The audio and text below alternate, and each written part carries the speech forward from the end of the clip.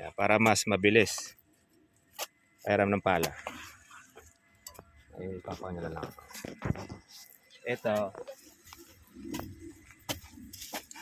Dito lang, nandito lang yan. Kung saan yung canopy ng inyong puno. Sanga. Oo, nandun na kasi yung ugat niya. Kaya dito nyo po pwedeng paararuhan. Tapos, pagka may haring na siya, itong lupa rito, Mataas. pababain nyo rito. Pare, Sir Bunang, ilalagay po natin. Yan, Pagdating po. tama. Yan, para siya, yung tubig, hindi siya tumakas pababa. Dito lahat ng kuwan niya. Bali, yung finish po Sir Bunang, ito po, maitalamin pa po. Ayan. Ay, di na masyadong lalim.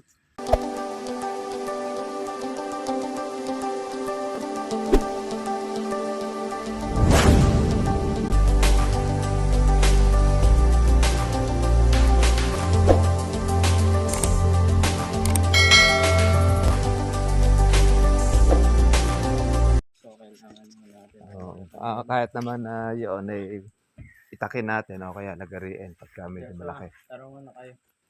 Para maturuan natin sila. Berson, tarungan na dyan. Ito pong kuwan na ito itong mga tagilid na ito, hindi po mabubusog ito sa tubig eh. Ang kailangan nyo po dyan, hukayan po ninyo na para siyang parang planggana style. Para malaman nyo yung ano. Yung gagawin nila. At ang ako kasi marami ho akong gawain. Kumbaga para sila po may iwan Yung dito. mga naiiwan ko ho ang siyang makaalam mo talaga. Sa ganun, hindi ko na ho kailangan ituro sa kanila. Kaya sa inyo na mismo magmula yung gagawin Yung nila. gagawin nila para at least alam nila. Ito po, yung mga ganitong mga tagilid, lagyan, magkuhan po kayo, mahukayin nyo po ito. Yung doon sa may ibabaw na yon, ikuha nyo rito, iharang nyo rito, pabilog. Parang gagawa kayo ng sangka. Para noon, pagka magtutubig kayo, magkukuha kayo para mabubusog siya ng tubig. Kahit hanggang dito siya, paikot. Ayun, kaya pagka umagos siya, mag-i-stack ng tubig yan, kahit maglagay kayo ng pataba, malulusaw siya. Para hindi siya aagos dito sa baba. Kasi pag tubig kayo, dito lang sa baba ang punta niyan. Lahat ito, lahat ng mga tagilid. Akatan nyo po yung hukay na yan. Ganun ang gagawin ninyo doon sa may tagilid. Para magkaroon siya ng kanal. Kasi nandito na ugat niyan eh. Para at least maglagay man kayo ng pataba, matutunaw at saka makakain. Ayan. Tapos, ganun din dito sa kuna yan. Lahat ng mga tagilid natin. Tapos yung mga maumbok, bawasan nyo ng lupa. Kasi patagaraw tayo ngayon eh. Para at least, mabilog nyo rin pong gawin. Pinaagusan naman natin ng patubig dito, di ba? Para mag-stack po siya ng tubig. Kasi pagka ganitong patag na flat siya, hindi mabubusog ng tubig yan kahit napaagusan ninyo. Kasi di siya mag-i-stay eh. Doon sa amin kasi sa Nueva Ecija, ginagawa pa talaga ng kanal yan. Para sa Tagaraw, doon siya magbubulaklak, tsaka magbubunga ng marami. Doon kasi maganda ang presyo ng kalamansi sa Tagaraw. Kaya kailangan ito, busog sa Tagaraw ng patubig. Wala naman kayo problema sa tubig dahil okay naman ang supply dito eh. Tapos, hindi pa ito nagbubulaklak ng marami kuya, no? Naglagas na po yan, kaso nga po, nakatiyot na po yung bulaklak. Natuyot, ayan. Ano ba ang pag-spray na ginagawa ninyo? Joshua, yung Ikalawa, laktaw lang po isang araw. Ikalawang araw po. Tapos walang natira. Wala po. Wala. Spray po. Okay, kasi una-una, hindi nyo pa alam yung gamot na gagamitin ninyo. Dahil yung nasa gamot kasi, yung ikatitino ng ating bunga. Pagka kasi yung mga gamot natin, ay yung mga nabibili lang natin dito sa AgriSupply na mga panghalo. Karamihan kasi mga panghalo yan eh. Pag yun lang ginamit mo, matabang ang timpla. Hindi naman natin kinukuha yung mga factor niyan dahil italaga ko meron kasi mga label niyan eh. May kulay green, may kulay yellow, merong kulay blue. Yun ang mga label po ng mga gamot natin. Kaya siguro mamaya tuturo natin sa inyo yung pamamaraan. Kailangan muna, mapaglabas muna natin ito ng ating bulaklak. Kasi pag wala tayong bulaklak, wala tayong aalagaan bunga. Punta tayo rito sa kabila.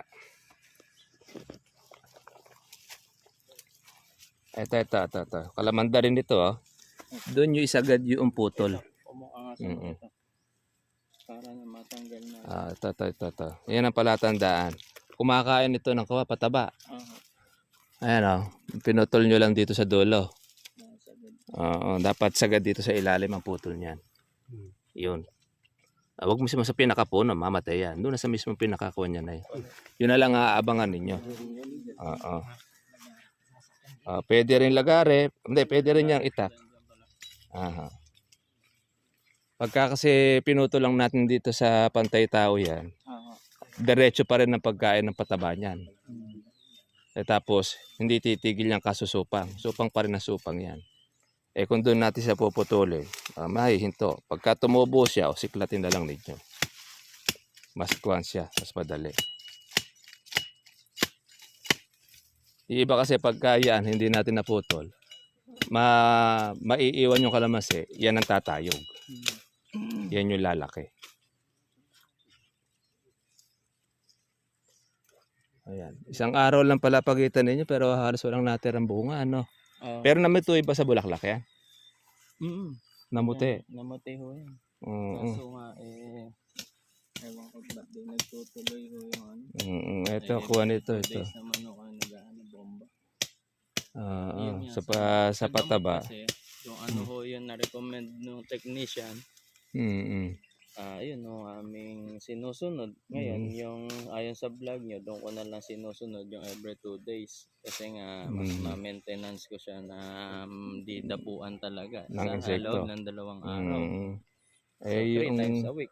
hindi naman natin kinukuha yung technician ninyo. Oo. Pero dapat sa technician ninyo, maraming bunga ito. Mm. Kung siya ay may experience sa pag-aalaga. Pero tingin ko wala siyang Wala. experience yan. Kasi bibira nga may Opo. kalamansi. Inuupahan nyo pa ba yung technician nyo na yan? Oo. Ano mo nga, inuupahan ninyo. Dapat pabayad nyo sa inyo itong nalaglag eh. Kasi una, ang technician dapat alam niya paano pagbungahin ito. Noon Alam niya. napadilaw niya ho lahat yan. Nako, yun ang isang problema Napadilaw doon. niya yan. Napakalakas ng pinakarga sa akin. Kung ako po sa Tinahabol inyo, yung technician nyo na yun, hindi ko naman siya kinukuha. Malaki na nawala sa inyo. Una-una, hindi kayo nag-ani rito. Binabayaran nyo pa siya. Para lumabas po nung nagkaroon lang po kayo ng sakit ng ulo sa kanya. Yung mga tao Tumanda lang. itsura nung kalamansi. 3 taon ito. Oo. Dapat sana ito, maganda na ang kuwan nito. Marami na kayo dapat na-harvest dyan. Totoo.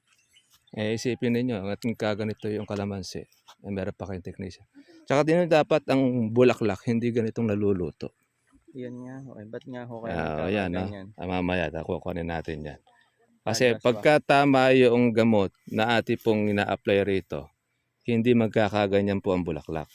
Sa ngayon, wala ho kaming ina-apply naman ho eh. Wala pa kasi Puro patubig lang ho kami. una-una doon po sa kailan kayo nag-start nag-spray? Kailan yung huli natin? Nung December. Aha. December kasi dapat medyo malaki-laki na yon. Kumbaga sa kawan, sinlalaki na siya ng mga gamais na yung bulaklak Yung niya. nangyayari sir bunag, yan po. Lumalaki po siya pero titiyo po Oo, siya. kasi meron na siyang insekto sa loob. May uod na yan. Ang kasilanan kasi na ang ating bulaklak, ito, sa bulaklak pa lang. Pag yung bulaklak ay nasira na natin, kumbaga, hindi po umapply o naging hiyang yung gamot natin dyan, kahit yan ay magbuko, ay lumalaki yan, meron na siyang uod sa loob.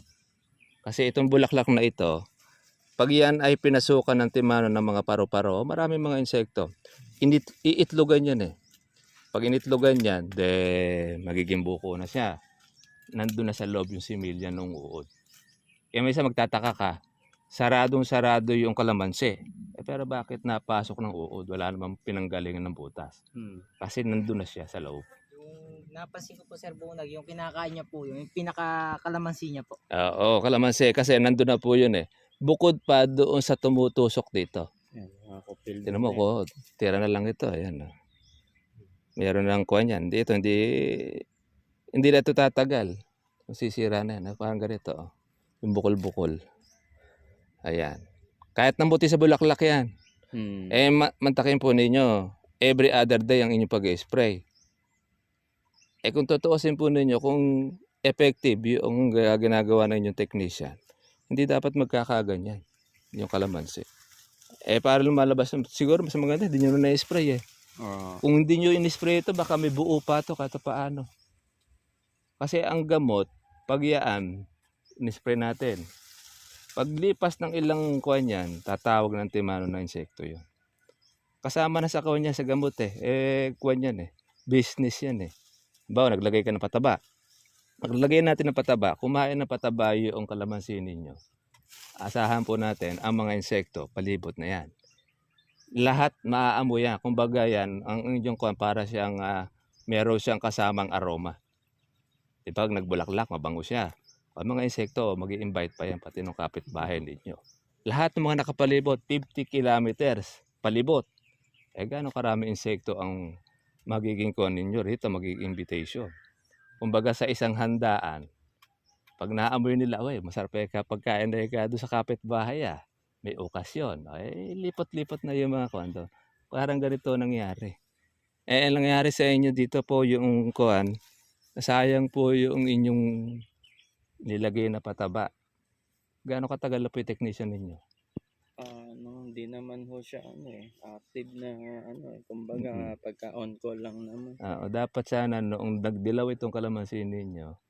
Kaso nung nagdilaw, di ko na siya nahabol at Numa- iba pa ho yun. Meron pang ibang technician pa. Marami na pumasok din. Sana po natawagan nyo ako para nun at least na ako. Pangako sana problema, makakabala kayo at busy. Buti nga. Pagka po ganito, halimbawa, sabi ko sa inyo, pagka po magpapabunga na tayo, kontakin nyo ako. Para nun, yung mga gamot natin gagamitin dito, sayang yung panahon na, kung December ito yung nagbunga, malalaki na sana ibang mga buko nito. Nakano kami dyan, continue sana ho, nakarang taon yan hanggang ngayon tag-araw ho. Alam ko nga 3 years na ito, dapat ito humahataw tsaka tingnan nyo po yung dahon niya. Tumanda po yung itsura Yung iba ho kasi dito, matatanda matatanda na. Ang bago ho lang natin talaga yung nandun. Ito pa mga ilang taon na ito. na. Marami na sana kayo ma-harvest. At mga walang natira doon sa in-spray nyo. Ilan drum ba ito nauubos pagka na-spray ninyo? Sir Bunag, po yan, 5 kalahating drum po. Oo nga, 5 kalahati. Ako, di ba ma-budget kayo? Magkano budget ninyo rito sa isang kuwan? Isang sprayer. Hindi ko na masumahon. Hindi makuha. Pero yung nagastos ninyo, magkano? Yung kuwan lang. Hindi naman eksakto. Nung nakaraan, siguro may 30 mil may dito. 30 mil ito. Noong December, nag-start kayo na mag-spray. Number months ho yun. Pagkatapos kasama pati yung pataba. Lahat na ho yun. Lahat na yun, 30,000. Tapos, hindi nyo makita ngayon yung bunga. Alaho. Naku po, sayang naman po nung kuha natin. Inupahan nyo pa yung technician. Naku po, ako yung technician, hindi na mapapakita. Kasi mabait kayo. Sa ibang technician, may usapin yun. Kontrata yun. Pagka halimbawa, na hindi niya napagbunga at hindi niya napaganda ang kalamansi, siya magbabayad no. Noon napadilaw pa ho yun. Ako, tinanong ninyo. Nasabayan pa na sobrang init ng panahon. Buti nga na-survive ko. Kawawa yung kalamansi. Ito yung lupa na ibaba nyo rito. Ikuan niyo para dito gumawa ng kanal. Sa mismong kalamansi. Makikita niyo po sa vlog ko, ang mga kalamansi, nakahukay yung kalamansi na yan. Nakaumbok yung itong palibot na ito. Doon dumadaan sa mismong kalamansi ang tubig. Para siya ay busog. Ito, wala yung umbok na ito. Igaganon nyo lang siya. Ililipat nyo lang yung lupa doon sa mismong dito. Para doon sa gitna yung aagos. Madaling tubigan ito. Mag-umpisa kayo doon sa mataas. Bababa ang tubig dito.